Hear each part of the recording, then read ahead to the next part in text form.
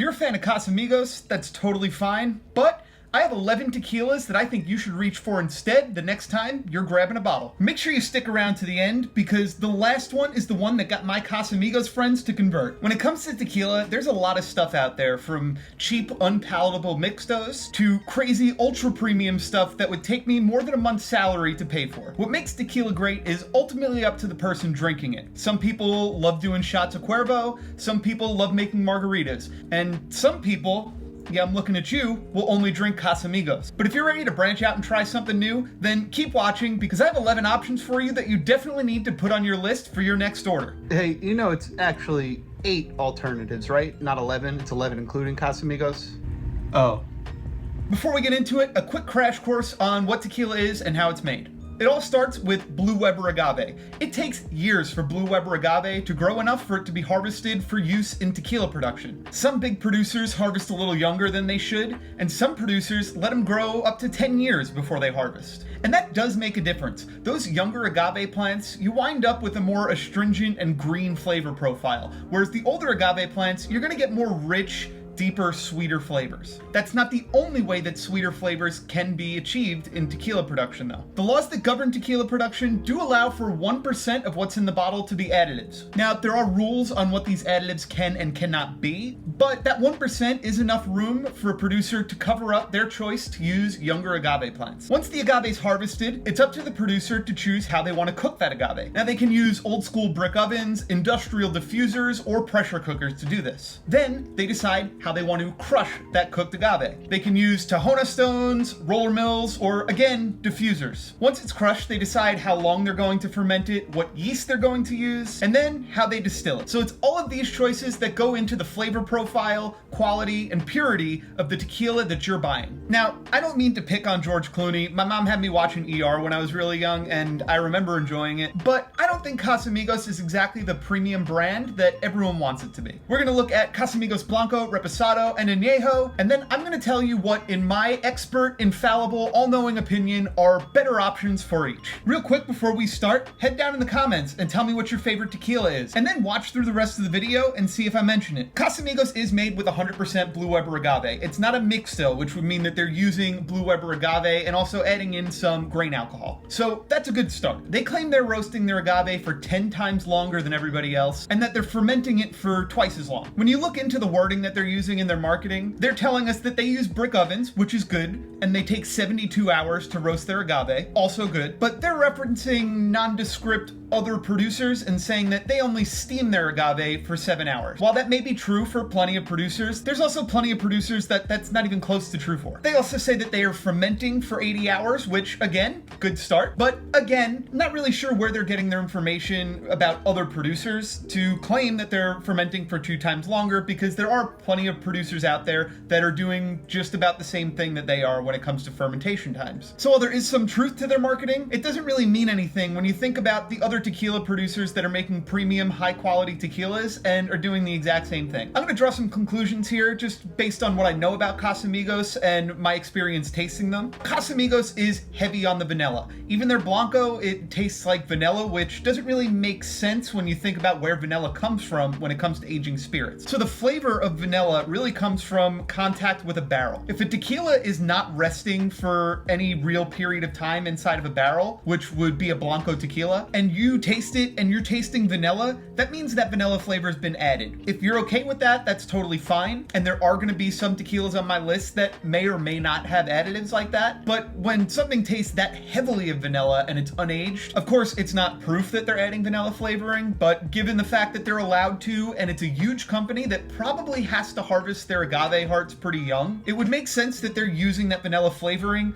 to cover up a little bit of that green astringency that you get from the younger agave plants. Again, this is just speculation and drawing conclusions based on the things that I know about the brand. This is not information that they put out in the world for everybody, which is totally fine because a lot of producers don't. So Casamigos Blanco comes across as real sweet, heavy on the vanilla, and we don't really know much about the production other than the couple claims that they make in their marketing campaigns. The first tequila I would recommend anybody who loves Casamigos Blanco is Calleja Blanco. So it's not just the flavor profile that I love about about Calleja, which by the way is citrus and cooked agave with a little bit of floral lift. A big part of the reason you get that flavor profile is you are getting mature agave plants in their production. Calleja is pretty transparent about a lot of things. It is single estate production. They're harvesting their agave at 6 to 9 years old. They're cooking their agave in brick ovens, rolling it in mills. They're fermenting in stainless steel, and they're all around just doing stuff pretty traditionally. Female master distiller Sandra Gomez has been really adamant about sustainability when it comes to this tequila, down to the detail of using recycled glass Coke bottles to create the Calleja bottles. Another Blanco tequila that I would totally recommend is G4 Blanco. G4 is another producer that does everything very traditionally. They're using stone and brick ovens, tajonas, they're doing open air fermentation, and copper pot still distillation. They proof their tequilas with a mix of 50% rainwater and 50% spring water, and they really do brand themselves as a traditional, no shortcuts taken producer of tequila. It's been a while since I've tasted G4 Blanco, so I'm gonna have to refer to my tasting notes on this, but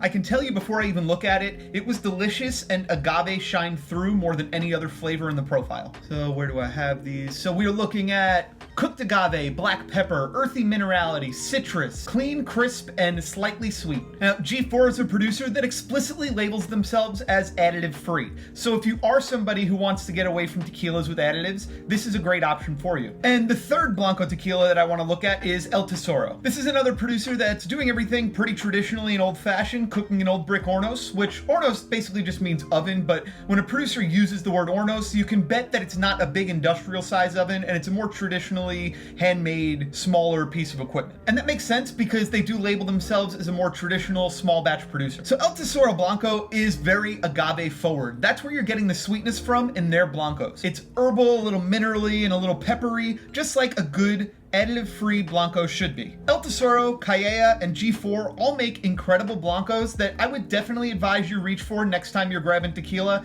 instead of Casamigos. Moving on to Casamigos Reposado, this is a tequila that rests for 7 months in reconditioned American oak. Basically what that means is they're taking whiskey barrels, they're reconditioning the inside, okay, so putting a new char on them, and then they're filling it with their Blanco tequila. To me, out of the Casamigos lineup, this is the most balanced and traditional one of the bunch. Okay, that vanilla doesn't come across as odd to be there because it does have some more of that oak influence, and it's basically just a decent sipping tequila. But there are two others that I think are better options. So the first one is One With Life Reposado. One With Life is an awesome company, and actually the woman who owns it is local to us. She's from right up in Saratoga, and we're based in Albany, and she comes into the store all the time. She is a friend of the store, and I really love to get to talk to her because she's passionate about her project, and she's done really well with her brand. So One With Life as a brand really emphasizes sustainability and organic production. I'm sure there's others, but this is one of the only tequilas that I can think of that is certified organic by the USADA.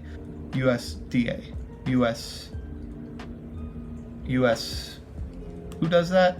Whoever certifies stuff organic, I don't remember. But this is really tasty stuff. It is versatile. It's, I think, made to be a sipper. That's the way that I've always enjoyed it. But you could absolutely make cocktails with it and elevate your margarita game for sure. This Reposado sees 6 months in small oak barrels. The reason it's important to differentiate between oak barrels and small oak barrels is that more contact with the wood leads to more flavor being imparted on the tequila. And that's why you get that vanilla custard, vanilla cream flavor at the front. You also get a ton of roasted agave, citrus, and green pepper. Now, the brand doesn't specifically advertise that they are additive free, but with the focus on sustainability and organic practice and how darn tasty it is, I'm not really sure that I care either way. The other Reposado that I would definitely tell Casamigos Reposado fans to reach for is Jose Cuervo Traditional Reposado. Now, Jose Cuervo Gold is an entirely different product that I wouldn't touch with a 10-foot pole or gift to my worst enemy for Christmas this year, but Cuervo Tradicional is awesome. And when I say awesome, I am thinking about the price. This stuff is barely north of 20 bucks. It sees time in oak, and it is just as good, if not better, than Casamigos Reposado. I've bought this to sip on, make drinks with, gift, and anything else you can think of doing with a Reposado tequila. And I've never been disappointed with it. Is it a premium tequila?